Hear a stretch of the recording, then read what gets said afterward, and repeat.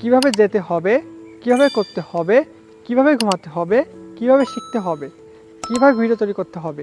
So কোনো কিছু কিভাবে করতে হবে বলতে আমরা বলবো হাউ টু, ইউজ করবো হাউ টু।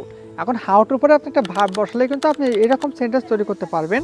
যদি আমি এখন বলি কিভাবে খেলতে হবে, হাউ টু প্লে, কিভাবে খেতে হবে, হাউ টু ইট, কিভাবে ভিডিও তৈরি করতে হবে, how to make a video, কিভাবে গাড়ি চালাতে হবে, হাউ টু ড্রাইভ আ কার, কিভাবে হাঁটতে হবে, হাউ টু ওয়াক, রাইট, কিভাবে বসতে হবে, হাউ টু সিট হেয়ার, কিভাবে কথা বলতে হবে, how to speak or how to talk, কিভাবে ভালোবাসতে হবে, হাউ টু লাভ, কিভাবে হাসতে হবে, হাউ টু লাভ, রাইট, কিভাবে কান্না করতে হবে, হাউ টু ক্রাই, কিভাবে তৈরি করতে হবে, হাউ টু মেক, কিভাবে নৃত্য করতে হবে বা নাচতে হবে, হাউ টু ড্যান্স, রাইট, কিভাবে তাকাতে হবে, হাউ টু লুক, কিভাবে হাঁটতে হবে, হাউ টু ওয়াক, কিভাবে ভ্রমণ করতে হবে, হাউ টু ভিজিট, কিভাবে রান্না করতে হবে, হাউ টু কুক, কিভাবে উপভোগ করতে হবে, হাউ টু এনজয়।